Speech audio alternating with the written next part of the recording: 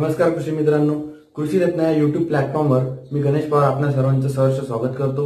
आज आपण salt affected soils हा एक मेजर टॉपिक बघणार आहोत। परीक्षेच्या अनुषंगाने हा टॉपिक खूप महत्त्वाचा आहे, कारण की याच्यावर जास्तीत जास्त ऑब्जेक्टिव्ह येतात। तर बघा, सॉल्ट अफेक्टेड सॉइल युजली जे अरिड झोन्स असतात किंवा अरिड क्लायमॅटिक रिजन्स मध्ये जिथे लो प्रेसिपिटेशन किंवा लो रेनफॉल असतो, तिथे सॉल्टचं अक्युमुलेशन होऊन सॉल्ट अफेक्टेड सॉइल्स होतात। ओके, तर आता ऍग्रिकल्चर पॉइंट ऑफ व्ह्यू जर का लक्षात घेतलं तर सॉइल मध्ये जास्त सॉल्ट असल्यामुळे सॉइलचं जे फिजिकल स्ट्रक्चर आहे, केमिकल स्ट्रक्चर आहे, ते चेंज होते and which is harmful for the growth and development of the crop. त्याच्यामुळे ऍग्रिकल्चर पॉइंट ऑफ व्ह्यू या सॉल्ट अफेक्टेड सॉइल्सला आपण प्रॉब्लेम सॉइल म्हणतो किंवा प्रॉब्लेमॅटिक सॉइल म्हणतो, कारण की क्रॉप कल्टिव्हेशनसाठी this soils are not suitable. ठीक आहे, तर when the soluble salts in the soil are in excess amount, then that of the appreciable amount, then that soils are called as salt affected soil. ठीक आहे, मग आता salt affected soil ओळखायची कशी, तर त्याच्या वेगवेगळ्या कॅरेक्टरिस्टिक्स नुसार सॉल्ट अफेक्टेड सॉइल्स आपल्याला ओळखले जाते। तर बघा, एखादी सॉइल आपण घेतली, त्याची सॅच्युरेशन पेस्ट बनवली, त्याच्यानंतर त्याला बर्नर फनेलमध्ये घेऊन त्याचा जो एक्स्ट्रॅक्ट काढला, त्या एक्स्ट्रॅक्टची ईसी वगैरे ईएसपी वगैरे काढून आपण ती सॉइल सॉल्ट अफेक्टेड आहे की नाही कन्सिडर करू शकतो। ठीक आहे, तर याच्यासाठी वेगवेगळे पॅरामीटर्स आहेत, जसे की पीएच। आता सॉल्ट अफेक्टेड सॉइल्स असल्यामुळे बेसिक कॅटायन्स जास्त असतात सॉइल्स मध्ये, त्याच्यामुळे या सॉल्ट अफेक्टेड सॉइल्सचा जो पीएच असतो तो मोर दॅन 7 असतो। त्याच्यानंतर इलेक्ट्रिकल कंडक्टिव्हिटी, सोल्युबल सॉल्टचं प्रमाण जास्त असतं सॉइल सोल्युशन मध्ये, त्याच्यामुळे it can flow the current. Okay, कारण की salts are the good conductor of electricity, त्याच्यामुळे ईसी व्हॅल्यूवरून सुद्धा या सॉल्ट अफेक्टेड सॉइल डिटरमाइन होतात। ठीक आहे, त्याच्यानंतर एक्सचेंजेबल सोडियम पर्सेंटेज, जे क्ले कोलॉइड कॉम्प्लेक्सवर जे सोडियम कॅटायन असतो तो ज्या प्रमाणात ऍडसॉर्ब होतो त्याच्या अमाऊंटवरून या सॉइलचं कॅटेगरीज केल्या जाते। ओके, तर बघा, ज्या सॉइल सोल्युशन मध्ये जेवढं सोडियम सॉल्टचं अॅक्युम्युलेशन आणि एक्सचेंजेबल कोलॉइड कॉम्प्लेक्सवर सोडियम कॅटायनचं प्रमाण किंवा त्याचं अमाऊंट, यावरून या सॉइलचं क्लासिफिकेशन हे 2 मेजर कॅटेगरीज मध्ये केले जाते। ते म्हणजे सलाईन सॉइल आणि alkaline soil. Okay, saline soil आणि अल्कलाईन सॉइल।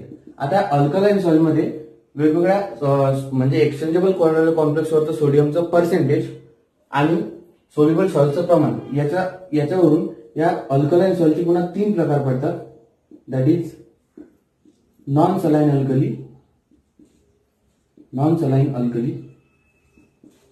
त्याच्यानंतर सलाईन अल्कली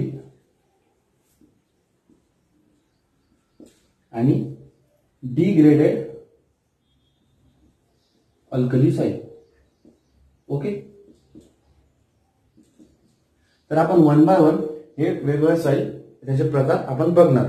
ओके, तर पहिला प्रकार येतो सलाईन सॉइल। ओके, मग आता एखाद्या सॉइलला सलाईन सॉइल कसं म्हणायचं, का म्हणायचं? When the soluble salts in a soil solution are in excess amount as compared to appreciable amount of the salt, and the clay colloidal complex contain calcium ion or calcium cations on it.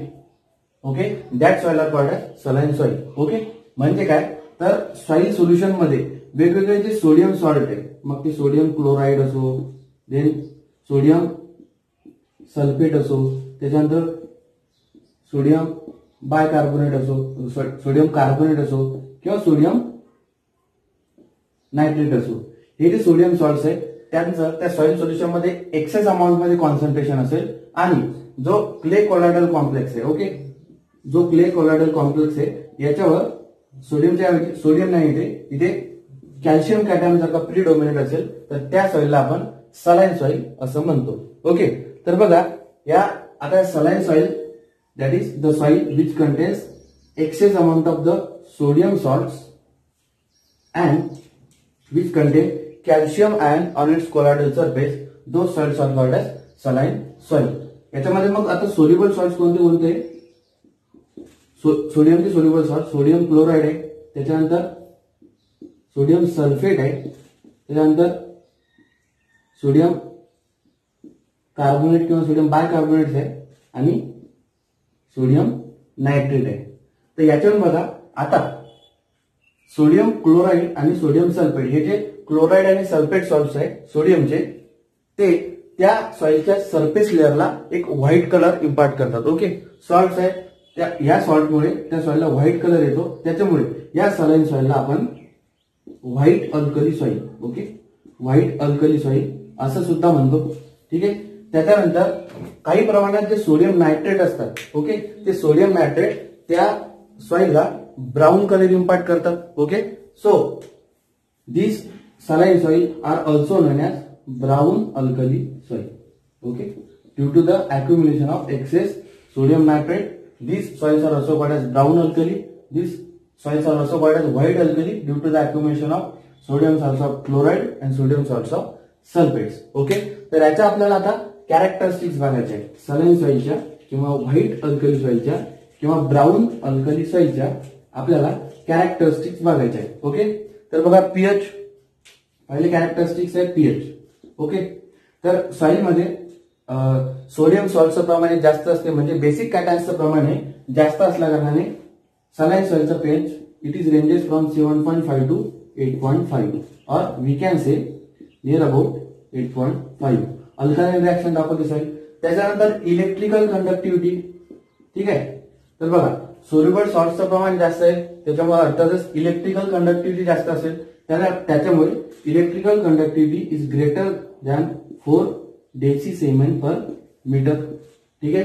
त्याच्यानंतर exchangeable sodium percentage, exchangeable sodium percentage या soil मधल्या clay colloid कॉम्प्लेक्सवर सोडियमचं saturation खूप कमी प्रमाणात असते. Okay, कारण की ते एक्सचेंजेबल कोलॉइडल कॉम्प्लेक्सवर कॅल्शियम आयनचं अॅक्युम्युलेशन असते. त्याच्यामुळे एक्सचेंजेबल सोडियम पर्सेंटेजचं प्रमाण कमी असल्यामुळे एक्सचेंजेबल सोडियम पर्सेंटेजची value it is less than 15%. त्याच्यानंतर सोडियम ऍब्सॉर्प्शन रेशो, जसं की क्ले कोलॉइडल कॉम्प्लेक्सवर सोडियमचं प्रमाण कमी असल्यामुळे सोडियम ऍब्सॉर्प्शन रेशो सुद्धा इट इज लेस दॅन 13. या सॉइलच्या सलाईन सॉइलच्या अशा वेगवेगळ्या प्रॉपर्टीज आहेत. ओके, हे परीक्षेच्या अनुषंगाने आपल्याला लक्षात ठेवायचं आहे. बघा सलाईन सॉइल, अल्कलाइन सॉइल याच्यामधले pH value, EC value, ESP आणि एसआर याच्या व्हॅल्यू एक्झाम मध्ये मोस्टली विचारतात. तर त्या लक्षात ठेवताना लक्षात राहत नाही ग्रेटर दॅन 4 किंवा लेस दॅन 15 कोणत्या सॉइल मध्ये कसं आहे. तर बिलकुल सोपं आहे. बघा आता सगळ्या salt affected soil pH alkaline दाखवतात, कारण की बेसिसचं अॅक्युम्युलेशन जास्त असते. आता सलाईन सॉइल मध्ये काय तर पीएच रेंज 7.5 to 8.4 किंवा नियर अबाउट 8.5. इलेक्ट्रिकल कंडक्टिव्हिटी तर सलाईन सॉइलच्या डेफिनेशन मध्ये सांगितलेलं आहे सोल्युबल सॉल्टचं प्रमाण सॉइल सोल्युशन मध्ये जास्त असते, त्याच्यामुळे electrical conductivity greater than 4 decisiemens per metre. Exchangeable sodium percentage clay colloidal कॉम्प्लेक्सवर सोडियम कॅटायन जे असतात ते लेस ऍब्सॉर्ब असतात as compare to calcium. Calcium आयनचं जास्त ऍब्सॉर्प्शन असते, त्याच्यामुळे ईएसपी व्हॅल्यू आणि एसआर व्हॅल्यू ह्या सायमल्टेनियसली लेस दॅन 15% और less than 13. Okay, sorry, respectively. Okay, ह्या सलाईन सॉइलच्या काही प्रॉपर्टीज आहेत किंवा कॅरेक्टरिस्टिक्स आहेत. ओके, आता बघा आता ह्या सॉइलला आपण फ्लॉक्युलेटेड सॉइल असं सुद्धा म्हणतो. या सॉइलचं स्ट्रक्चर असतं फ्लॉक्युलेटेड कंडिशन मध्ये असतात त्या किंवा ऍग्रिगेटेड कंडिशन मध्ये असतात. का तर जे सोल्युबल सॉल्ट्स असतात सॉइल मधले they act as a aggregating agent which holds the soil particles of the soil together. त्याच्यामुळे एक ऍग्रिगेट स्ट्रक्चर तयार होते. त्याच्यामुळे saline soils are flocculated condition. Okay, saline soil in flocculated condition. त्याच्यानंतर एक most characteristic feature आहे saline सॉइलचं, ते कोणतं तर आपण जेव्हा डोळ्यांनी सलाईन सॉइल बघतो तेव्हा त्या सॉइलच्या सरफेसवर असे व्हाईट क्रस्ट तयार होतात. ओके, सो व्हाईट क्रस्ट तयार होतात. सो आता एक्झाम मध्ये विचारलं जाऊ शकतं formation off white crust is the characteristic feature of saline soil. Okay, तर या सर्व आहेत सलाईन सॉइलच्या प्रॉपर्टीज. हे होतं सगळं सलाईन सॉइलच्या बाबतीत. त्याच्यानंतर आपण वळणार आहोत अल्कलाइन सॉइल. ठीक आहे, आता अल्कलाइन सॉइल मध्ये पहिला प्रकार कोणता तर non saline alkaline soil, non saline alkaline soil किंवा नॉन सलाईन सोडिक सॉइल. अल्कलाइनलाच आपण सोडिक असं सुद्धा म्हणतो. ओके, कारण की सोडियमचं कॉन्सन्ट्रेशन जास्त असते. ओके, आता याच्यामध्ये काय तर बघा, those soil which contains less quantities of the soluble salts, which contain less quantities of soluble salts than that of the appreciable amounts in a soil solution, and there is a excess or huge amount of adsorption of the sodium cation on the exchangeable sites of the clay. Okay, म्हणजे clay कोडालो complex वर सोडियमचं concentration हे खूप जास्त प्रमाणात असते आणि सॉइलच्या या solution मध्ये सोल्युबल सॉल्ट जे असतात त्याचं प्रमाण खूप कमी असते. अशा सॉइलला आपण नॉन सलाईन अल्कली सॉइल म्हणतो. बघा, सोल्युबल सॉल्टचं प्रमाण कमी आहे त्याच्यामुळे नॉन सलाईन, आणि एक्सचेंजेबल साइट्सवर सोडियम आयनचं कॉन्सन्ट्रेशन खूप जास्त प्रमाणात आहे, सोडियम आयन खूप जास्त प्रमाणात सॅच्युरेट झालेला आहे, त्याच्यामुळे they are called as alkaline soil. Okay, non saline alkaline soil. ठीक आहे, तर आता बघा याचा आपण कॅरेक्टरिस्टिक्स बघूया. आता याचे कॅरेक्टरिस्टिक लक्षात घेताना 4 मेन कॅरेक्टरिस्टिक ज्या आपल्याला परीक्षेच्या अनुषंगाने अभ्यासायच्या आहेत. कोणत्या तर pH, EC, exchangeable sodium percentage म्हणजे एसपी आणि एसआर. तर बघा पीएच, आता जिथे सोल्युबल सॉल्टचं प्रमाण कमी आहे परंतु क्ले कोलॉइडल कॉम्प्लेक्सवर एक्सचेंजेबल सोडियमचं प्रमाण खूप जास्त प्रमाणात आहे, त्याच्यामुळे अल्कलीची जी लेवल आहे ती सॉल्टमध्ये खूप जास्त प्रमाणात आहे, त्याच्यामुळे याचा पीएच म्हणजे अल्कॅलिनिटी खूप जास्त असते, त्याच्यामुळे पीएच इज ग्रेटर दॅन 8.5 किंवा it ranges between 8.5 to 10. Okay, त्याच्यामुळे non saline alkaline soil these are strongly alkaline soil. Okay, strongly alkaline soil, कारण की पीएच रेंज बघा 8.5 ते 10 दरम्यान आहे. ओके, त्याच्यामुळे these soils are strongly alkaline soil. त्याच्यानंतर इलेक्ट्रिकल कंडक्टिव्हिटी, तर सोल्युबल सॉल्टचं प्रमाण खूप कमी प्रमाणात असते, त्याच्यामुळे साहजिक आहे इलेक्ट्रिकल कंडक्टिव्हिटी कमी. So the electrical conductivity is less than 4 decisiemens per metre. त्याच्यानंतर exchangeable sodium percentage, clay colloidal कॉम्प्लेक्सवर जास्तीत जास्त सॅच्युरेशन सोडियम आयनचं असते, त्याच्यामुळे exchangeable sodium percentage greater than 15% आणि sodium absorption ratio also greater than 13%. ठीक आहे, ग्रेटर दॅन 13%. आता बघा या नॉन सलाईन अल्कली सॉइलच्या आपण या 4 मेजर कॅरेक्टरिस्टिक्स बघितल्या. आता बघा या नॉन सलाईन अल्कली सॉइल मध्ये सोडियम कार्बोनेटचं प्रमाण सुद्धा हे खूप जास्त असतं. ओके, आता सोडियम कार्बोनेटचं प्रमाण जास्त असल्या कारणाने काय होते तर सोडियम कार्बोनेट त्याची एक पर्टिक्युलर कॅरेक्टरिस्टिक काय तर ते ऑर्गॅनिक मॅटर डिकम्पोज खूप फास्ट करते. ओके, आता रॅपिड ऑर्गॅनिक मॅटरचं डिकम्पोजिशन झाल्यामुळे, कम्प्लीट डिकम्पोजिशन झाल्यामुळे सॉइल मधल्या ऑर्गॅनिक मॅटरच्या इट टर्न्स इनटू ह्युमस, हे आपल्याला माहिती आहे, कारण की humus is the complete decompose product of the organic matter. आता सोडियम कार्बोनेट या नॉन सलाईन अल्कलाइन सॉइल मधला ऑर्गॅनिक मॅटर कम्प्लिटली डिकम्पोज करते आणि त्याला ह्युमस मध्ये कन्वर्ट करते आणि humus imparts black colour to the soil. त्याच्यामुळे या नॉन सलाईन अल्कलाइन सॉइलला आपण ब्लॅक अल्कली सॉइल असं सुद्धा म्हणतो. ठीक आहे, याच्या अल्टरनेट टर्मिनॉलॉजी लक्षात ठेवा.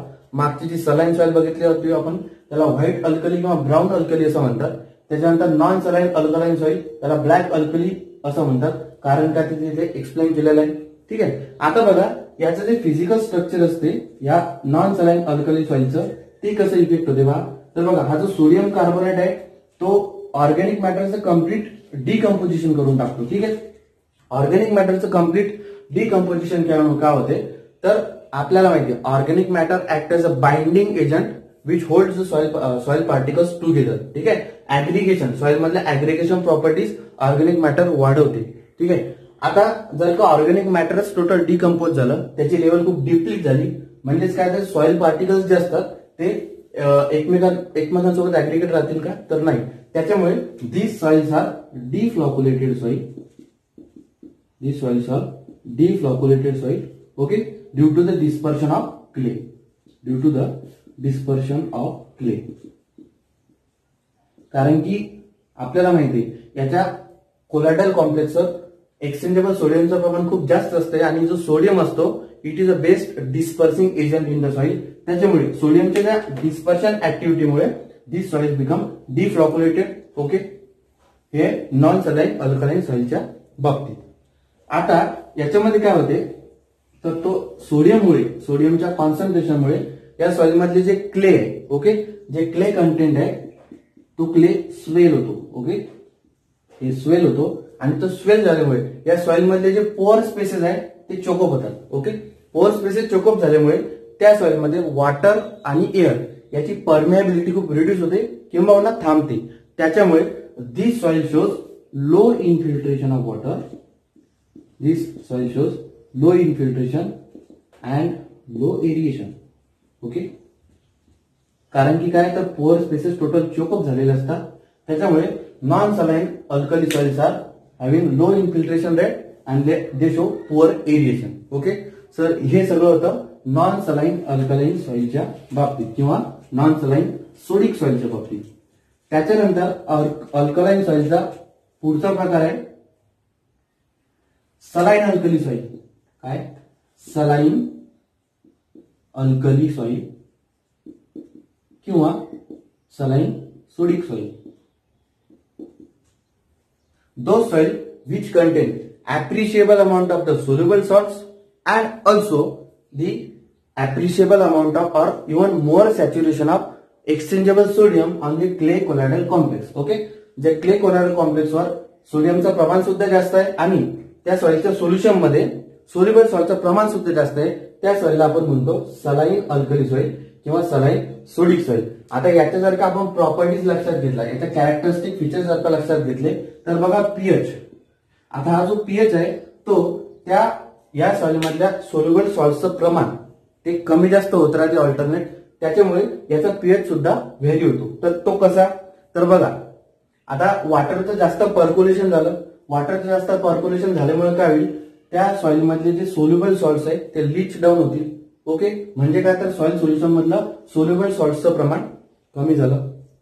ठीक आहे, सोल्युबल सॉल्टचं प्रमाण कमी झाल्यामुळे जी अल्कली असते किंवा बेसिसचं प्रमाण ते कमी होईल. त्याच्यामुळे त्या या सॉइलचं पीएच कमी होईल. परत जर का लिचिंग लॉसेस कमी असले म्हणजे वॉटर पर्क्युलेशन कमी झालं तर ते जे सॉइलचं प्रमाण आहे ते अॅक्युम्युलेट होत राहील. ओके, त्याच्यामुळे त्या सॉइलचा पीएच परत गेन होईल किंवा तो पीएच वाढेल. So the saline alkali soil shows near about 8.5 pH. ठीक आहे, त्याच्यानंतर इलेक्ट्रिकल कंडक्टिव्हिटी. बघा, आपण डेफिनेशन मध्येच बघितलेलं आहे सोल्युबल सॉल्टचं प्रमाण या सॉइलमध्ये जास्त प्रमाणात असते, त्याच्यामुळे इलेक्ट्रिकल कंडक्टिव्हिटी जास्त असेल, that is greater than 4 decisiemens per metre. त्याच्यानंतर एक्सचेंजेबल सोडियम पर्सेंटेज. आता एक्सचेंजेबल सोडियम पर्सेंटेज बघा, ज्या क्ले कोलॉइडल कॉम्प्लेक्सवर एक्सचेंजेबल सोडियमचं प्रमाण जास्त असते त्याच्यामुळे एक्सचेंजेबल सोडियम पर्सेंटेज सुद्धा ग्रेटर दॅन 15% आणि sodium absorption ratio also greater than 30. Okay, तर हे सगळ्या सलाईन अल्कली सॉइलच्या प्रॉपर्टीज आहे. ओके, तर हे होतं सलाईन अल्कली सॉइल किंवा सलाईन सोडिक सॉइल. आता अल्कलाईन सॉइलचा जो शेवटचा प्रकार आहे कोणता, that is degraded alkali soil. Degraded alkali soil. Degraded alkali soil. तर बघा काय होते, जेव्हा एखाद्या सॉइलमध्ये कॅल्शियम कार्बोनेटचं प्रमाण हे खूप कमी असलं किंवा कॅल्शियम कार्बोनेट हे ऑब्सेंट असले. आता हे बघा, डिग्रेडेड अल्कली सॉइल कशाला म्हणतो, ज्या सॉइलमध्ये कॅल्शियम कार्बोनेटचं प्रमाण कमी असलं किंवा ते टोटली ऑब्सेंट असलं आणि अशा वेळी जर का लिचिंग झालं. ओके, अशा वेळी जर का या कंडिशनला जर का कॅल्शियम कार्बोनेट ऑब्सेंट असताना जर का लिचिंग झालं तर या अल्कली सॉइल मधला जो सोडियम आहे, ओके, जो सोडियम आहे तो हायड्रोलाइज होतो. ओके, हायड्रोलाइज होतो म्हणजे त्याची वॉटर सोबत रिएक्शन होते and this sodium turns into sodium hydroxide. ठीक आहे, सपोज आता बघा आपण थोडी सॉइलची केमिस्ट्री बघूया नेमकं कसं होते. तर बघा, अल्कली सॉइल आहे म्हणजे क्ले कोलॉइडल कॉम्प्लेक्सवर सोडियम आयनचं कॉन्सन्ट्रेशन जास्त आहे किंवा सोडियम आयन जास्त सॅच्युरेट झालेलं आहे. मग आता कॅल्शियम कार्बोनेट अब्सेंट असल्यामुळे आणि लिचिंग झाल्यामुळे काय होते, तर जो क्ले कॉलॉइड कॉम्प्लेक्स वरचा सोडियम आहे तो वॉटर सोबत हायड्रोलाइज होऊन त्याचं रूपांतर होते सोडियम हायड्रॉक्साईडवर.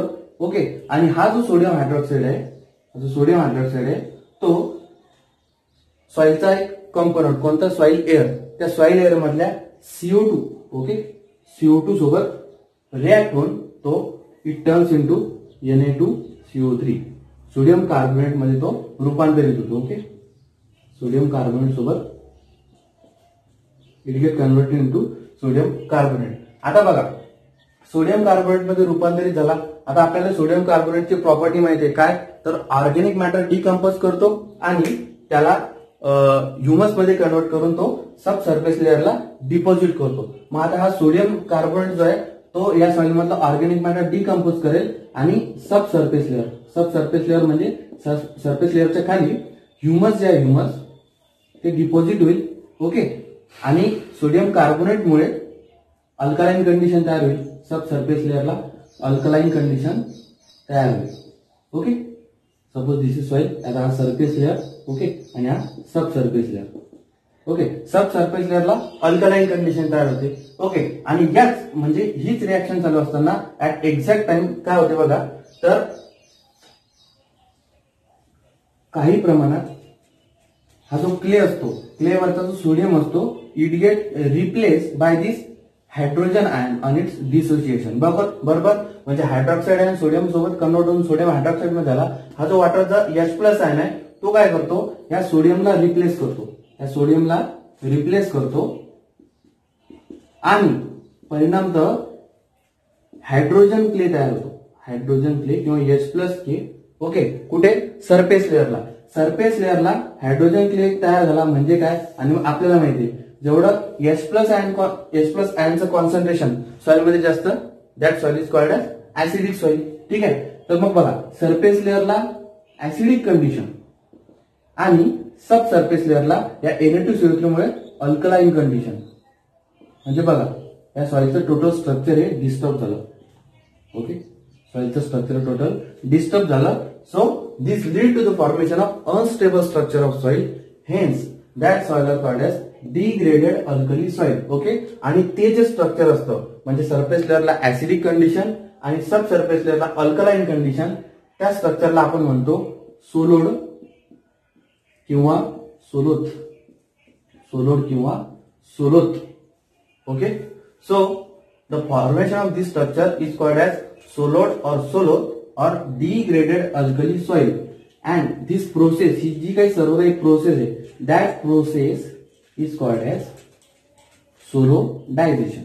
काय, solodization, that is breakdown of the hydrogen clay under alkaline condition. Breakdown of the hydrogen clay under alkaline condition. The process is known as solidization, which leads to the formation of structure called as solid or soloth, and that soil are called as degraded alkali soil. ठीक आहे, आलं लक्षात. तर ह्या होत्या सगळ्या salt affected soil. Okay, कोणत्या, तर सलाईन सॉइल, त्याच्यानंतर नॉन सलाईन अल्कली सॉइल, त्याच्यानंतर सलाईन अल्कली सॉइल, आणि शेवटचा प्रकार होता डिग्रेडेड अल्कली सॉइल. ठीक आहे, आता बघा याच्यामध्ये आपण त्याचं कॅटेगरायझेशन कसं केलं, तर जिथे सोल्युबल सॉल्टचं प्रमाण जास्त आहे so that soil called saline soil, आणि एक्सचेंजेबल कोलॉइडल कॉम्प्लेक्स मध्ये सोडियमचं प्रमाण जास्त असलं so that soil called alkali soil. Okay, आता प्रश्न पडतो, how this salt affected soils are form. ठीक आहे, हे सॉइल तयार कशा होतात. ओके, सो आपण आता नेक्स्ट टॉपिक बघणार आहोत, formation of saline and alkaline soil. Okay, formation of saline and alkaline soil, या सॉइल नेमक्या तयार कशा होतात. ठीक आहे, तर पहिलं बघा, पहिला फॅक्टर आहे arid and semi arid climate. पहिला फॅक्टर कोणता आहे, arid and semi arid climate. आता आपल्याला माहिती आहे अरिड कंडिशन मध्ये किंवा सेमी अरिड कंडिशन मध्ये प्रेसिपिटेशन किंवा जो ऍव्हरेज रेनफॉल आहे त्याचं प्रमाण खूप कमी असते. ओके, मग आता रेनफॉल कमी आहे म्हणजे सॉइलला मॉइश्चर लेवल कमी आहे. ठीक आहे, याच्यामुळे काय होईल माहितीये का, तर जे सॉइल मधले सोल्युबल सॉल्ट्स आहेत, ठीक आहे, ते पूर्णपणे लीच आउट होणार नाही, कारण की ते पूर्णपणे लीच आउट होण्यासाठी जेवढं वॉटर लागते तेवढं या अरिड आणि सेमी अरिड क्लायमेटमध्ये आपल्याला अवेलेबल होत नाही. मग ते पूर्णपणे लीच डाऊन न होता त्या सॉइलमध्ये कालांतराने ते प्रेसिपिटेट होतात. ओके, कालांतराने प्रेसिपिटेट होतात आणि मग अशा प्रकारे त्या सॉइल मधलं सॉल्टचं कॉन्सन्ट्रेशन वाढते, which leads to the formation of saline and alkaline soil. Okay, म्हणजे काय, सॉल्टचं कॉन्सन्ट्रेशन सेमी अरिड आणि अरिड क्लायमेटमध्ये मुबलक प्रमाणात वॉटर उपलब्ध नसल्यामुळे लिचिंग लॉसेस किंवा लिचिंग जे आहे ते पूर्णपणे होत नसल्याने सॉल्टचं कॉन्सन्ट्रेशन वाढते, which leads to the formation of saline and alkaline soil. त्याच्यानंतर दुसरा फॅक्टर कोणता आहे, तर poor drainage of soil. Okay, poor drainage of soil. Okay, आता सॉइल मध्ये जर का ड्रेनेज फॅसिलिटीज पुअर असतील, ठीक आहे, मग आता ते वॉटर ड्रेन आउट व्हायला जर का, म्हणजे बघा सपोज रेनफॉल खूप जास्त प्रमाणात आहे, more and more amount of water available आहे, ठीक आहे, मग आता ते वॉटर सॉइल मध्ये पर्क्युलेट होते. पर्क्युलेट होताना त्याच्यासोबत जे डिझॉल्व सॉल्ट्स असतात ते सुद्धा त्याच्यासोबत खाली खाली वाहत येतात. परंतु जर का ड्रेनेज इम्पेडेड असले, म्हणजे त्या पाण्याला बाहेर जाण्यासाठी रस्ताच नसेल, तर काय होते, त्या पाण्यासोबत जे सॉल्ट्स असतात ते काय करतात, ते तिथेच प्रेसिपिटेट होतात, ते तिथेच जमा होतात. ओके, आणि त्याच्यामुळे सॉइल मध्ये सॉल्टचं कॉन्सन्ट्रेशन वाढते, which leads to the formation of salt affected soil. Okay, त्याच्यानंतर तिसरा जो फॅक्टर आहे that is high water table, higher water table. तर बघा, जे अरिड रिजन असते, ओके, अशा ठिकाणी जिथे डिप्रेशन्स मध्ये हाय वॉटर टेबल असतो, म्हणजे तिथे पाण्याचं प्रमाण खूप जास्त असते. ठीक आहे, आता पाण्याचं प्रमाण जास्त असल्यामुळे बघा सॉइलची एक प्रॉपर्टी आहे that is water get evaporate and water get move in the soil by means of capillary action. ठीक आहे, कॅपिलरी ऍक्शन ऑफ वॉटर म्हणजे काय, त्या सॉइलच्या कॅपिलरी पोअर्स मधून पाणी जे आहे त्याचं capillary action through higher water table मध्ये वरती वरती वरती वरती येते. ओके, मग आता या अरिड रिजन मधले जे वॉटर टेबल असतात त्याच्यामध्ये आता पॅरेंट मटेरियल जे असते ते समजा सलाइन असलं किंवा अरिड सॉइल मध्ये मेजरली जे वॉटर असते ते सॉल्ट, म्हणजे त्याच्यामध्ये सॉल्टचं प्रमाण जास्त असते. मग आता कॅपिलरी ऍक्शन थ्रू हे हायर वॉटर टेबल मधलं जे पाणी जे काही कॅपिलरी ऍक्शन वरती आहे, ठीक आहे, आता ते वरती आल्यामुळे काय होईल, तर ते सरफेस लेअरला आल्यामुळे हे याच्यासोबतच डिझॉल्व सॉल्ट सुद्धा सोबत वरती घेऊन येते. मग आता हे पाणी सरफेस लेअरला आलं, सरफेस लेअरला आल्यावर काय होईल, या पाण्याचं इव्हॅपोरेशन होईल. ओके, या पाण्याचं इव्हॅपोरेशन झालं, परंतु ते जे त्याच्यासोबत जे सोल्युबल सॉल्ट्स होते ते तिथेच राहतील, ते तिथेच राहतात, कालांतराने प्रेसिपिटेट होतात आणि त्या सॉइल मध्ये सॉल्टचं कॉन्सन्ट्रेशन वाढते, परिणामतः त्या सॉइल सॉल्ट अफेक्टेड होतात. ठीक आहे, त्याच्यानंतर नेक्स्ट जो फॅक्टर आहे दॅट इज किंवा पुढचं रिझन आहे सॉल्ट अफेक्टेड सॉइल होण्यासाठी that is quality of irrigation, quality of irrigation water, quality of irrigation water, quality and amount, quality and amount of irrigation water. बघा अरिड रिजन मध्ये आपल्याला जास्तीत जास्त इरिगेशन करावं लागते, कारण की रेनफॉल जो असतो अॅन्युअल रेनफॉल तो तेवढा ऍप्रिशिएबल अमाऊंट मध्ये नसतो. मग अशा वेळेस आपण क्रॉप कल्टिव्हेशन घेताना वॉटर म्हणजे इरिगेशन करतो. ओके, त्या क्रॉपला आपण मेकॅनिकली वॉटर सप्लाय करतो, दॅट इज इरिगेशन. मग आता इरिगेशन करताना आपण जे वॉटर वापरतो, जे पाणी आपण वापरतो त्याची क्वालिटी, म्हणजे जर का ते आपण जे वॉटर आपण वापरत आहोत त्याची क्वालिटी, म्हणजे त्याच्यामध्ये जर का डिझॉल्व सॉल्ट जास्त असतील तर काय होईल, आपण ते डिझॉल्व सॉल्ट वाला वॉटर जर का सॉइलला अप्लाय केलं तर काय होईल, ते जे वॉटर आहे ते प्लांट जे काय ते ऍब्सॉर्ब करतील, उरलेले काय इव्हॅपोरेट वगैरे वगैरे, परंतु जे त्यातले डिझॉल्व सॉल्ट जे असतात ते त्या सॉइलमध्ये तशीच पडून जातात आणि त्याच्यामुळे सॉल्टचं कॉन्सन्ट्रेशन वाढते. ठीक आहे, त्याच्यानंतर आपण जे इरिगेशन वॉटर देतो, ठीक आहे, आता वॉटर जसं जसं सॉइलला देतो water get percolate in the soil due to the percolating action of water. ठीक आहे, आता ते पर्क्युलेट होत होत होत होत खाली खाली जाते.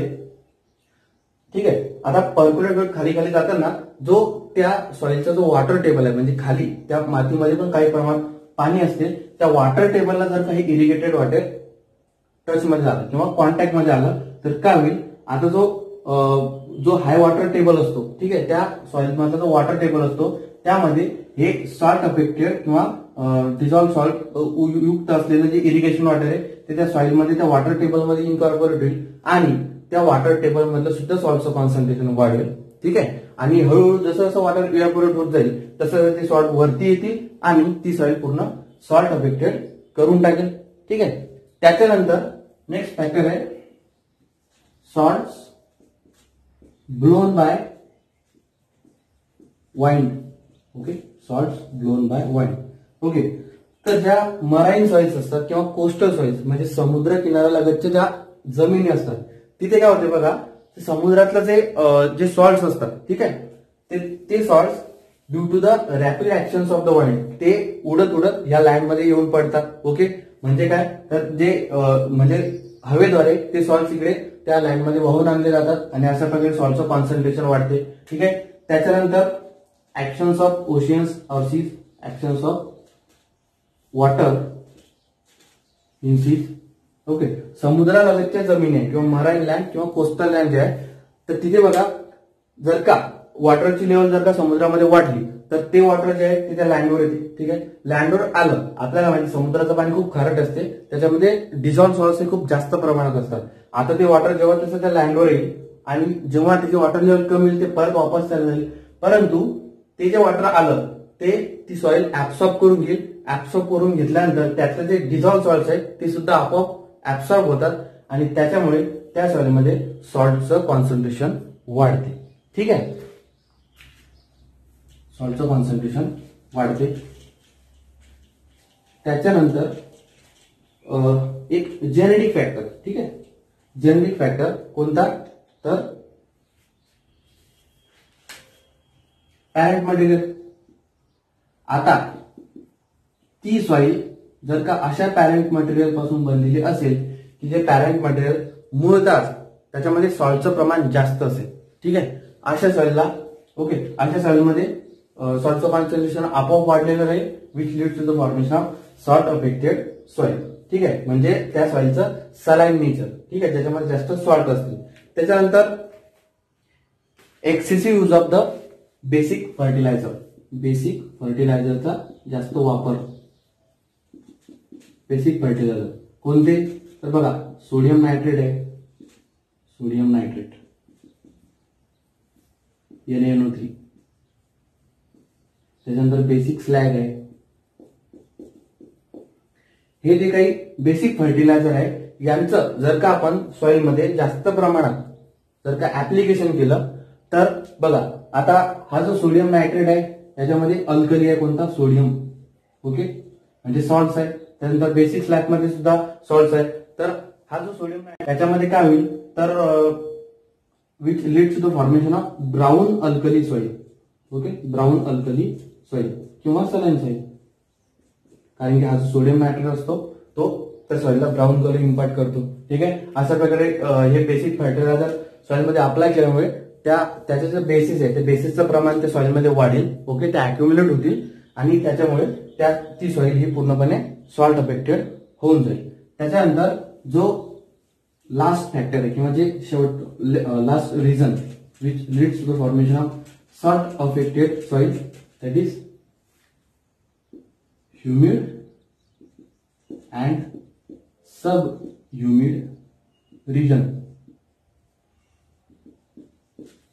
आता बघा, जे ह्युमिड आणि सब ह्युमिड रिजन मध्ये वॉटरची अवेलेबिलिटी जास्त असते. ठीक आहे, मग अशा ठिकाणी ह्युमिड आणि सब ह्युमिड क्लायमेट मध्ये जे काही डिप्रेशन्स असतात, टोपोग्राफी, जिथे असे खोलगट भाग असतो तिथे जास्तीत जास्त प्रमाणात वॉटर असते. ओके, आता जास्तीत जास्त वॉटर असते. आता हे वॉटर जास्त असल्यामुळे याच्यामध्ये सोबत डिझॉल्व सॉल्ट सुद्धा असतात आणि वॉटरची जी इनर्ट जी प्रॉपर्टी कोणती, तर कॅपिलरी ऍक्शन ऑफ वॉटर. या डिप्रेशन्स मधून जे वॉटर आहे ते हळूहळू कॅपिलरी ऍक्शनने वर येते आणि त्यासोबतच ते डिझॉल्व सॉल्ट सुद्धा त्या सरफेसवर आणते आणि अशा प्रकारे ह्युमिड आणि सब ह्युमिड रिजन मध्ये सुद्धा ती सॉइल सॉल्टचं कॉन्सन्ट्रेशन वाढून सॉल्ट अफेक्टेड होऊन जाते. तर हे आहे सगळे जे काही रिझन्स आहे which leads to the formation of salt affected soil. Okay, मग आता या सॉल्ट अफेक्ट झाल्यामुळे किंवा सॉल्ट अफेक्टेड सॉइलचे क्रॉपच्या ग्रोथवर काय परिणाम होतात, तर बघा effects of salinity. Okay, soluble सॉल्टचं कॉन्सन्ट्रेशन सॉइल मध्ये वाढल्यावर काय होईल? ठीक आहे, तर पहिलं आहे की unavailability of nutrients and water. Unavailability of nutrients and water to plants. कसं? तर बघा, सॉइल सोल्युशन मध्ये म्हणजे ज्या सलाईन सॉइल्स असतात त्या सॉइल सोल्युशन मध्ये सॉल्टचं कॉन्सन्ट्रेशन खूप जास्त प्रमाणात असते. आता सॉल्टचं कॉन्सन्ट्रेशन खूप जास्त प्रमाणात असल्यामुळे त्या सॉइल सोल्युशनचं जे ऑस्मॉटिक प्रेशर आहे, ओके, ऑस्मॉटिक प्रेशर आहे किंवा ऑस्मॉटिक पोटेन्शियल आपण त्याला म्हणतो, किंवा कॉमन लँग्वेज मध्ये झालं तर पाण्याची तहान, that is actual thirst. Okay, actual thirst of that soil solution it is greater than that of the osmotic pressure of the cell sap of a plant. म्हणजे प्लांटची जी सेल आहे, रूट सेल जे आहे, त्याचा जो सॅप आहे त्याचे ऑर्गॅनिक पोटेन्शियल हे सॉइल सोल्युशन मध्ये ऑर्गॅनिक पोटेन्शियल पेक्षा कमी असते. म्हणजे काय होईल? तर सॉइल सोल्युशन मध्ये आपोआप वॉटर अट्रॅक्ट होईल आणि त्या प्लांटच्या रूटच्या सेल सॅप मध्ये वॉटर एंटर होणार नाही. अशा प्रकारे वॉटर आणि जे अवेलेबल न्यूट्रिएंट्स असतात त्यांची अवेलेबिलिटी ही रिड्यूस होईल. दिस इज द इफेक्ट ऑफ सॅलिनिटी. ठीक आहे, आता अल्कॅलिनिटीचा इफेक्ट काय? ठीक आहे, अल्कॅलिनिटी म्हणजे काय? तर सोडियम सॉल्ट किंवा सोडियम एक्सचेंजेबल सोडियमचं प्रमाण सॉइल मध्ये वाढलं तर त्याचा क्रॉपच्या ग्रोथवर किंवा ऍग्रिकल्चर अनुषंगाने त्यावर काय परिणाम होईल? तर आपल्याला माहिती आहे सोडियम जो आहे it is a major dispersing agent. Okay, तो सॉइलचे जे पार्टिकल्स आहे तो डिस्पर्स करतो. ठीक आहे, म्हणजे सॉइलचं स्ट्रक्चर जे आहे ते डिफ्लॉक्युलेटेड होऊन जाते. एक फर्म स्ट्रक्चर राहते ना सॉइलचं, ते डिफ्लॉक्युलेटेड होऊन जाते, त्याचं स्ट्रक्चर खराब होऊन जाते. हे इफेक्ट अल्कॅलिनिटीचे परिणाम तर तिथे आपण क्रॉप कल्टिवेट करू शकत नाही. ओके, ठीक आहे. तर आता हे बघितलं आपण सर्व types of salt affected soil आणि त्याचे वेगवेगळे factors which are responsible for the formation of this soil. आता या सॉइल आपल्याला करेक्ट करायचे. ओके, या सॉइलचं आपल्याला अमेंडमेंट करायचं म्हणजे त्या दुरुस्ती करायच्या. तर त्या कशा करता येतील? ठीक आहे, तर वेगवेगळे टेक्निक्स आहे, त्या टेक्निक्स थ्रू आपण या सॉइल दुरुस्त करू शकतो, सॉल्ट अफेक्टेड सॉइल दुरुस्त करू शकतो. ठीक आहे, तर पर्टिक्युलर जे आता ज्या सलाईन सॉइल्स आहे, ओके, सलाईन सॉइल, तर सलाईन सॉइलसाठी काही मेकॅनिकल टेक्निक्स आहे आणि काही कल्चरल मेथड्स आहे. ओके, तर मेकॅनिकल याच्यामध्ये जे काही मेकॅनिकल फोर्सेस आपण अप्लाय करतो किंवा जे काही मेकॅनिकल मेथड्स करतो ते त्याच्यात येतात. आणि कल्चरल मेथड्स मध्ये सॉइल, वॉटर आणि क्रॉपचं अॅक्युरेट मॅनेजमेंट. ओके, तर आपण पहिले बघूया रिक्लायमेशन ऑफ सलाईन सॉइल. ठीक आहे, तर त्याच्यामध्ये पहिले बघूया आपण mechanical methods. Okay, mechanical methods. Mechanical methods मध्ये पहिला आहे flooding of soil with water, flooding of soil with water, आणि दुसरा प्रकार आहे scrapping of upper surface of soil, of salt affected soil. तर बघा, जी सॉइल ज्याच्यामध्ये सोल्युबल सॉल्ट जास्त आहे, ओके, ती सॉइल सलाईन आहे, तर अशा कंडिशनला आपण काय करू शकतो? तर आपल्याला काय करायचं आहे, तर या सलाईन सॉइल मध्ये जे डिझॉल्व सॉल्ट्स आहे ते आपल्याला बाहेर काढायचे, म्हणजे ते आपोआप ती सॉइल दुरुस्त होईल. ठीक आहे, तर मग अशा वेळी आपण काय करायचं? That is the पॉन्डिंग of water in that soil. खूप जास्त प्रमाणात त्या सॉइल मध्ये किंवा त्या लँड मध्ये वॉटर अप्लाय करायचं. ओके, म्हणजे ते बिलकुल पॉन्डिंग करायचं आणि असं 1 ते 1.5 हप्ता पाणी ठेवल्यावर काय होईल? हळूहळू ते पाणी त्या सॉइलमध्ये हळूहळू पर्क्युलेट होईल. ओके, आणि त्याच्यासोबतच त्या सॉइलमध्ये जे डिझॉल्व सॉल्ट्स आहेत ते सुद्धा त्या पाण्यासोबत हळूहळू लीच डाऊन होतील आणि ड्रेनेज थ्रू ते सगळे सॉल्ट्स बाहेर पडतील. हा एक मेकॅनिकल मेथड आहे सलाईन सॉइल मधले सोल्युबल सॉल्ट्स बाहेर काढण्याचा. त्याच्यानंतर scrapping of the upper surface of the affected land, म्हणजे जी सॉइल सलाईन सॉइल आपल्याला सरळ सरळ दिसते की ते व्हाईट क्रस्ट फॉर्म मध्ये, ओके, पांढरट जो भाग आहे वरचा सरफेस लेअरवरचा तो मेकॅनिकल स्क्रॅपर्सने आपण तो काढून टाकू शकतो. ठीक आहे, मेकॅनिकल स्क्रॅपर्सने तो काढून टाका आणि अशा प्रकारे ती सॉइल दुरुस्त करा. परंतु scrapping of upper surface of the land हा एक तात्पुरता उपाय. कारण काय? तर आपण वरचा जो भाग आहे तो काढून टाकू, सॉल्ट त्यातले काढून टाकू, परंतु काही कालांतराने पुन्हा तिथे सॉल्ट तिथे डिपॉझिट होऊन जातील. सो हा स्क्रॅपिंग जो आहे तो तात्पुरता उपाय. ओके. त्याच्यानंतर आपण जी दुसरी टेक्निक आहे किंवा कल्चरल मेथड्स आपण बघणार आहोत to cure the saline soil. Okay. Cultural methods मध्ये काय येते तर proper management of the crop, water and soil, water आणि क्रॉपचं यांचं एकत्रितरित्या व्यवस्थित मॅनेजमेंट करणे, त्यात अर्थ cultural methods in the saline soil. ठीक आहे. त्याच्यामध्ये पहिलं काय तर प्रोव्हाइडिंग प्रॉपर ड्रेनेज. ठीक आहे. Providing proper drainage. एखादी सलाईन सॉइल आहे त्याच्यामध्ये जर का ड्रेनेज इम्पेडेड असलं, ठीक आहे, म्हणजे ड्रेनेज फॅसिलिटीज जर का पुअर असल्या तर जे सोल्युबल सॉल्ट्स आहेत ते लीच आउट होणार नाही किंवा लीच डाऊन होणार नाही. मग अशा ठिकाणी आर्टिफिशियल ड्रेन्स टाका. ठीक आहे. म्हणजे मोल्ड ड्रेन्स म्हणा किंवा टाईल ड्रेन्स आहे, हे जे आर्टिफिशियल ड्रेन्स आहे ते तिथे म्हणजे ती फॅसिलिटी तिथे अवेलेबल करून द्या. म्हणजे त्यातले जे सोल्युबल सॉल्ट्स आहेत ते हळूहळू लीच डाऊन होतील आणि ते सॉल्टचं कॉन्सन्ट्रेशन तिथून कमी होईल. त्याच्यानंतर use of salt free irrigation water. ठीक आहे. क्रॉपचं कल्टिव्हेशन करताना जे आपण इरिगेटेड म्हणजे इरिगेशनसाठी जे वॉटर वापरतो तर ते सॉल्ट फ्री असलं पाहिजे. ओके. कारण की इरिगेटेड वॉटरमध्ये जर का सोल्युबल सॉल्ट असले तर ते साहजिक आहे सॉल्टचं कॉन्सन्ट्रेशन वाढतं सॉइलमध्ये. त्याच्यानंतर आहे proper use of irrigation water. म्हणजे वॉटर जे आपण देतो त्याची ऑप्टिमम लेवल. आता पश्चिम महाराष्ट्रातल्या भागामध्ये ऊसाचं उत्पादन जास्त होतं. ठीक आहे. आणि आपल्याला ना ते ऊसाला खूप जास्त पाणी लागतो.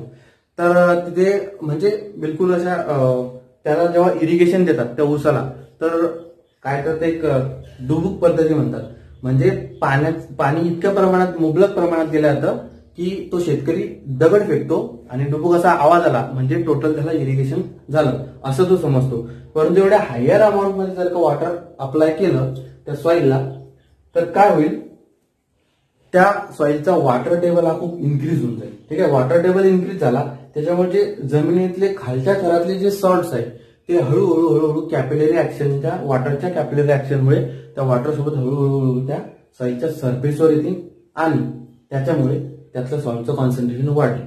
त्याच्यामुळे proper quantity of the irrigation water. ठीक आहे. म्हणजे आपण जेवढं वॉटर अप्लाय करतो ते त्याला जेवढं आवश्यक आहे तेवढंच दिलं गेलं पाहिजे. ठीक आहे. त्याच्यानंतर प्लांटिंग और सोइंग ऑफ सीड्स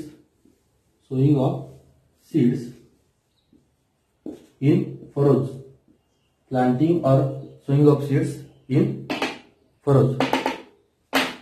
तर बघा काय होते तर आपल्याला माहिती आहे की वॉटरचं इव्हॅपोरेशन हे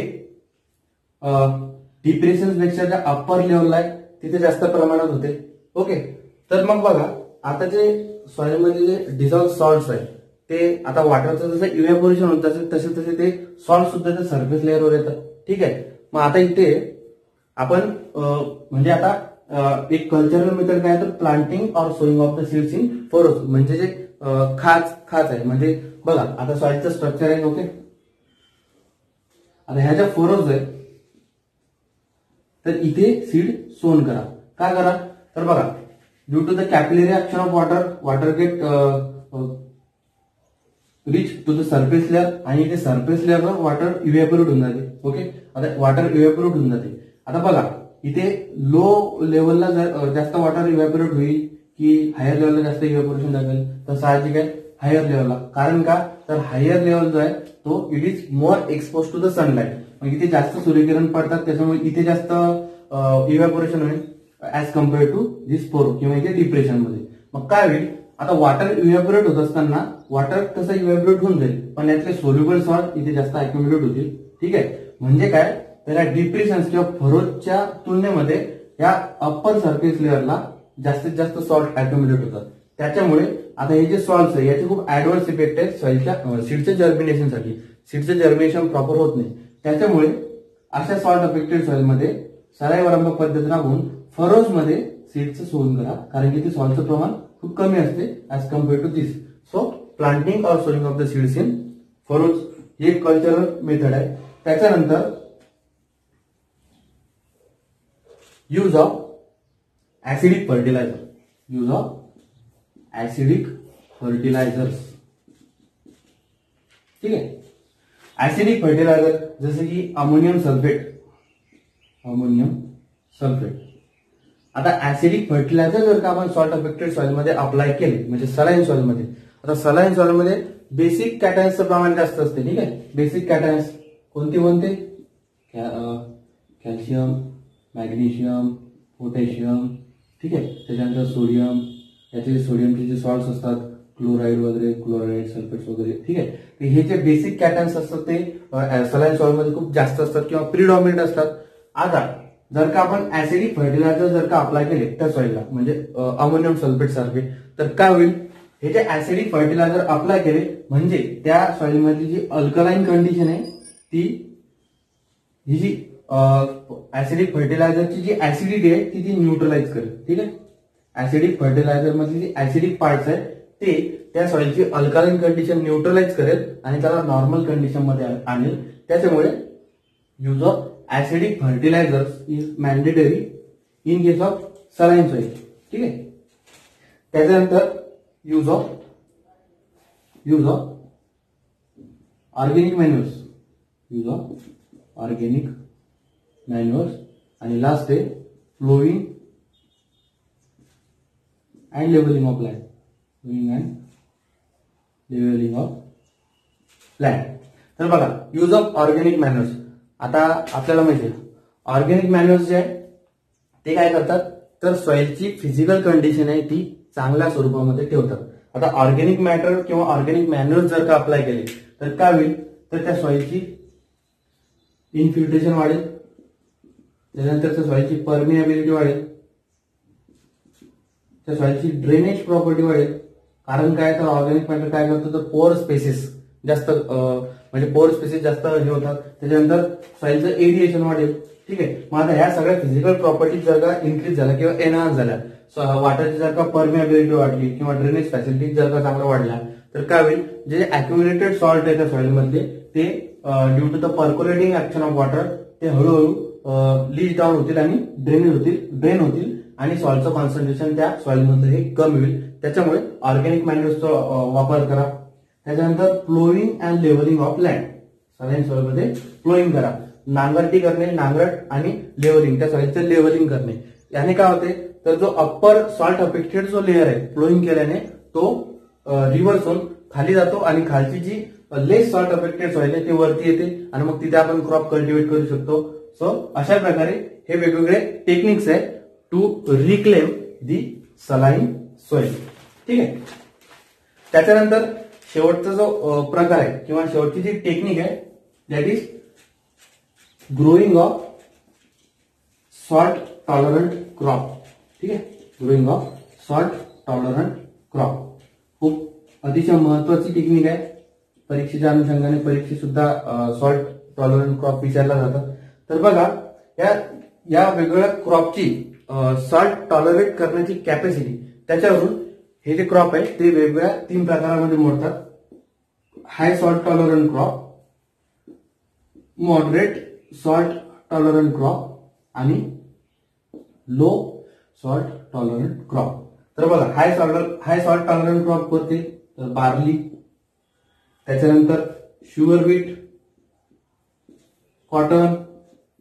ठीक आहे. त्याच्यानंतर मॉडरेट सॉल्ट टॉलरंट क्रॉप बघा, wheat,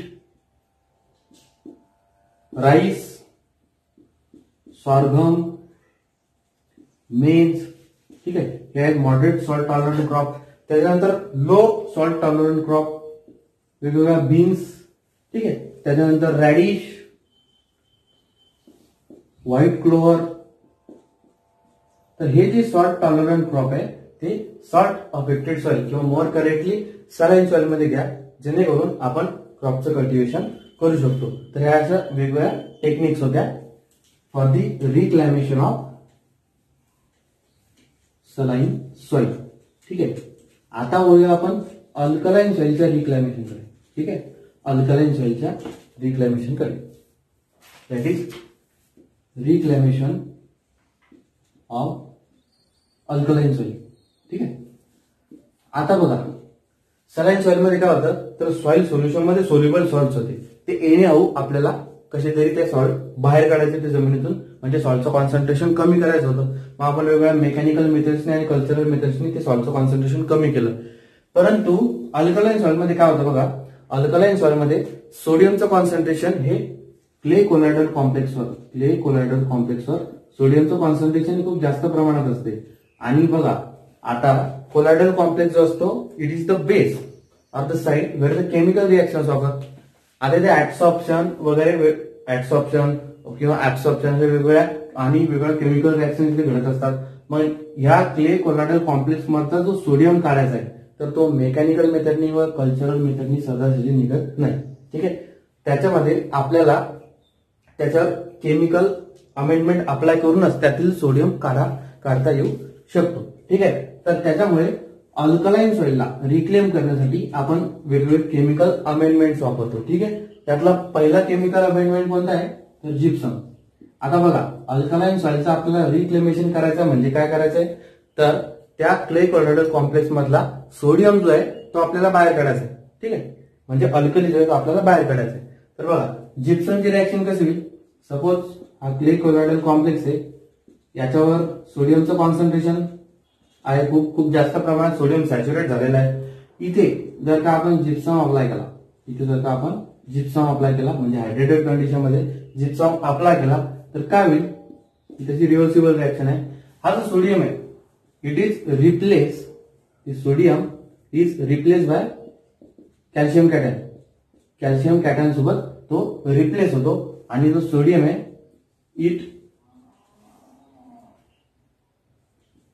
gate precipitated sodium sulphate. बघा काय झालं, क्लेवरचा जो सोडियम आयन आहे, it is replace by calcium ion of the gypsum amendment, आणि तो जो सोडियम आहे, it get precipitated sodium sulphate. आता हा जो सोडियम सल्फेट आहे, हा इझिली लिचेबल आहे. आता अशा कंडिशनला काय करायचं, फक्त जिप्सम अप्लाय केला असं नाही, तर जिप्सम अप्लाय केल्यावर काय होईल, तर क्ले कोलॉइडल कॉम्प्लेक्सवरचा सोडियम आहे तो प्रेसिपिटेट होऊन सोडियम सल्फेट मध्ये आणि कॅल्शियम त्याच्यावर रिप्लेस होईल. आणि हा जो सोडियम सल्फेट आहे तो आता आपल्याला बाहेर काढायचा आहे, म्हणजे त्या काय करावं लागेल, तर वॉटरचं ऍप्लिकेशन करावं लागेल. वॉटर अप्लाय केला तर हा जो सोडियम सल्फेट आहे तो हळूहळू त्यातून लिस्ट डाऊन होईल आणि सोडियमचं कॉन्सन्ट्रेशन त्या अल्कलाइन सॉइल मध्ये कमी होईल.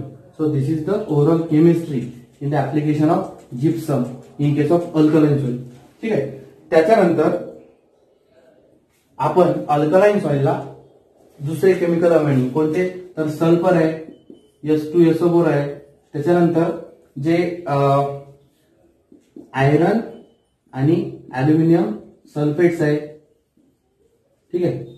यांचा सुद्धा आपण केमिकल अमेंडमेंट म्हणून अल्कलाइन सॉइलला रिक्लेम करण्यासाठी वापर करू शकतो. ठीक आहे. तर बघा कसं होतं, आता सल्फर अप्लाय करताना अल्कलाइन सॉइलला सल्फर अप्लाय करताना एक कंडिशन आहे, कोणती, तर त्या अल्कलाइन सॉइल मध्ये कॅल्शियम कार्बोनेट प्रेझेंट पाहिजे. ठीक आहे. जर का कॅल्शियम कार्बोनेट प्रेझेंट नसला तर तिथे आपल्याला सल्फर अप्लाय करण्याच्या अगोदर तिथे कॅल्शियम कार्बोनेट पहिले अप्लाय करावा लागतो, त्याच्यानंतर आपण सल्फरचं अप्लिकेशन करू शकतो. तर याची केमिस्ट्री कशी आहे बघा, जेव्हा आपण सल्फर अप्लाय करतो, ठीक आहे, सल्फर अप्लाय करतो अल्कलाइन सॉइलला.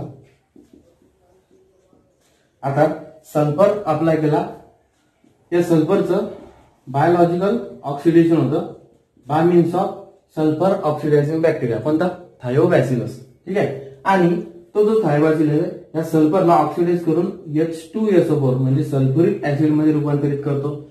ओके. आता हा जो सल्फ्युरिक ऍसिड आहे, तो त्या अल्कली सॉइल मधल्या सोडियम कार्बोनेट सोबत रिॲक्ट होतो. ठीक आहे. त्या अल्कली सॉइल मधल्या सोडियम कार्बोनेट सोबत रिॲक्ट होतो आणि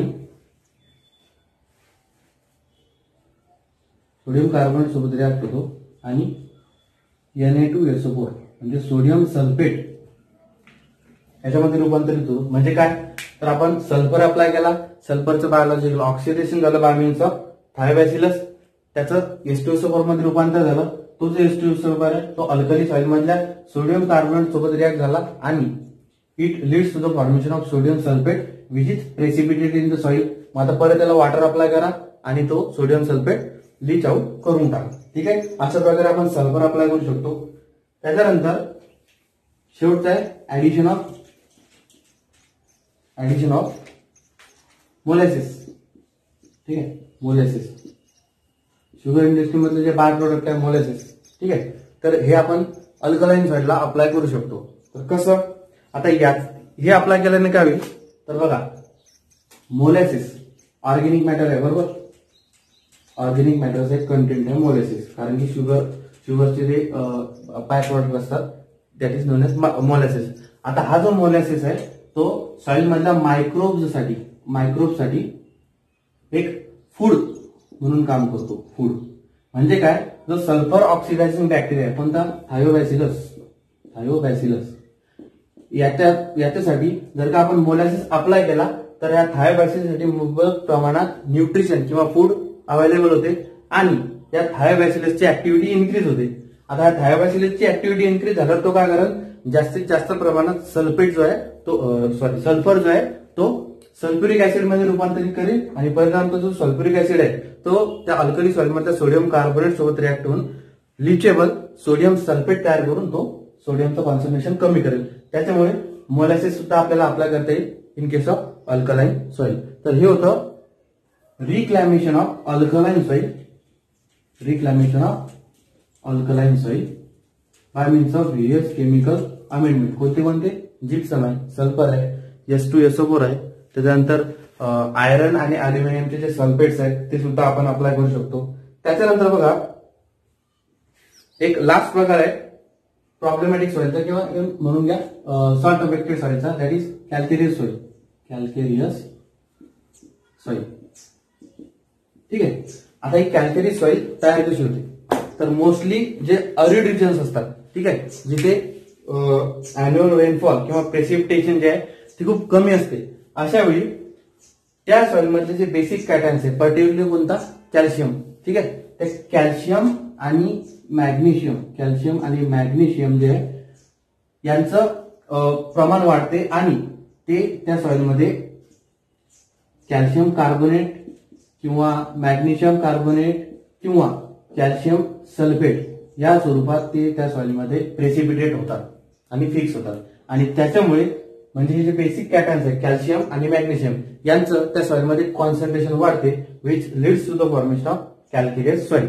ठीक आहे, तर बघा आता अरिड झोन मध्ये काय होते, आपल्याला लो रेनफॉल आहे, त्याच्यामुळे वॉटरचं प्रमाण कमी आहे.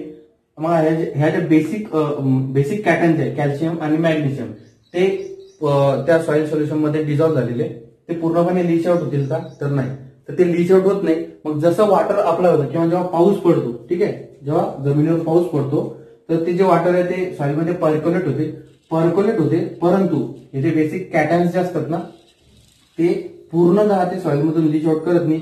वॉटरची क्वांटिटी कमी असल्यामुळे त्या एकदम त्या सॉइलच्या बेस पर्यंत जाऊ शकत नाही, मधापर्यंत समजा ते लीच आउट होतं. मग जिथे ते वॉटर संपते तिथे हे कॅल्शियम आणि मॅग्नेशियम हे कॅल्शियम कार्बोनेटच्या स्वरूपात किंवा कॅल्शियम सल्फेटच्या स्वरूपात किंवा मॅग्नेशियम कार्बोनेटच्या स्वरूपात तिथे प्रेसिपिटेट होतात आणि एक डिस्टिंक्ट कॅल्सिक हॉरिझॉन्स तयार करतात.